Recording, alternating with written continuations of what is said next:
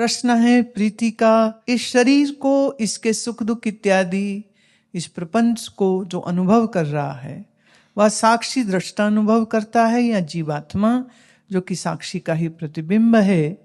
कभी कहीं सुनने में ये समझ आया कि सब कुछ का अनुभव साक्षी करता है, फिर कहीं किसी भाष्य से समझ आया साक्षी निर्लिप्त है, तो ये सुख दुख का अनुभव करता जीव है। कृपया दुविधा दूर करें। संसार का सारा अनुभव जीव करता है। जीव मतलब साक्षी चेतन और अंतःकरण दोनों जोड़ से जो बना उसी को हम जीव कहते। जैसे तुम शीशे में देखो तो तुम्हारा चेहरा और शीशा, उससे तीसरी चीज बनी, वो है तुम्हारी छाया, तुम्हारा प्रतिबिंब। ये सच है, जैसी शक्ल होगी वैसा प्रतिबिंब होगा, पर फिर जैसा शीशा होगा वैसी भी तो प्रतिबिंब होगी ना। शीशे पे दरार है, जाला है, गंदगी है, मिट्टी है, तो शीशे में दिखती शक्ल पर भी वही आ जाएगा। तो शीशा जैसा प्रतिबिंब वैसा। तो मैं साक्षी स्वरूप का प्रतिबिंब इस मन में, तो जो प्रतिबिंब बना उसी को कहते जीवात्मा। तो संसार का भोक्ता यह जीव है। और बहुत लोग जीव और साक्षी के फर्क को समझ नहीं पाते। वो जीव को साक्षी बना लेते हैं और कभी साक्षी को जीव बना लेते हैं। तो वो समझ की कमी है। प्रतिबिंब मूल नहीं होता है।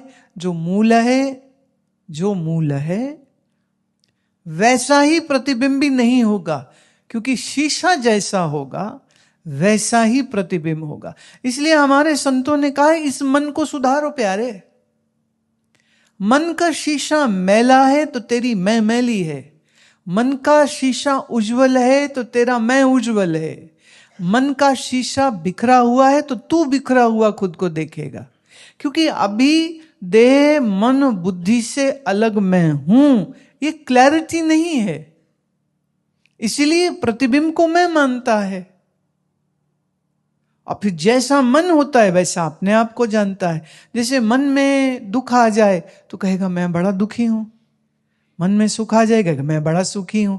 तो अब उस समय पर यह विचार नहीं आता कि ये जिसको मैं कह रहा हूं वो असली मैं है नहीं, वो प्रतिबिंब है। और प्रतिबिंब को भी ठीक से नहीं समझता है, वो मन ही को मैं समझता है। इसलिए मन में जैसा इमोशन आता है खुद को वैसा मान लेता है। पाप हो जाए तो कहेगा मैं पापी हूं, पुण्य हो जाएगा कहेगा मैं पुण्य हूं। मन ने भाव उठाया था शुभ अशुभ का, तो पापी पुण्य मन होना चाहिए। पर मन अपने आप में जड़ है, पर सोच विचार तो मन ही में हो रही है ना। इस मन में प्रतिबिंबित मैं को हम जीवात्मा कहते हैं। और जन्म जन्म मरण ये शरीर का घटित होता है। इस शरीर में जिसके होने से जीवन चलता है उसी को हम जीवात्मा कहते हैं। मरे और जिंदा में क्या फर्क है? मरा शरीर तुम कहोगे सांस नहीं ले रहा, दिल नहीं चल रहा, दिमाग नहीं चल रहा। आजकल हार्ट को रिवाइव कर लेते हैं, शॉक दे करके रिवाइव कर लेते हैं, इंजेक्शन दे करके रिवाइव कर लेते हैं। सो टेक्निकली अगर हार्ट किसी का थोड़ी देर बंद हो जाए इसको मृत्यु नहीं कहते, कह रहे नहीं ब्रेन एक्टिविटी चल रही। इसलिए बहुत से पेशेंट कोमा में हैं,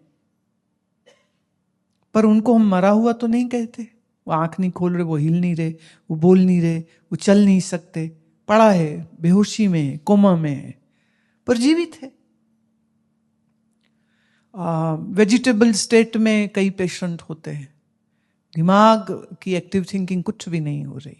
किसी किसी केस में वो कहते हैं कि नहीं ये सुन सब कुछ रहा है पर रिस्पॉन्ड नहीं कर सकता है, तो भी हम उसको मरा हुआ तो नहीं कहते हैं ना।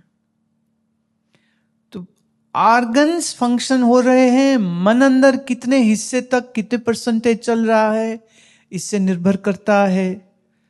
तो जीव जब तक इस देह में है तो पंच प्राण, पंच ज्ञान इंद्री, पंच कर्म इंद्री, मन बुद्धि चित्त अहंकार और मैं चेतन स्वरूप, ये टोटल कॉम्बिनेशन बनता है, उसे हम जीव कहते हैं।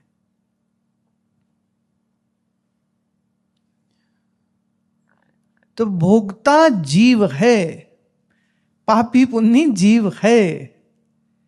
अगर स्वयं को प्रतिबिंब छोड़ के बिंब स्वरूप जान लिया, तब आप फिर इस फर्क को बहुत क्लैरिटी से जान पाएंगे।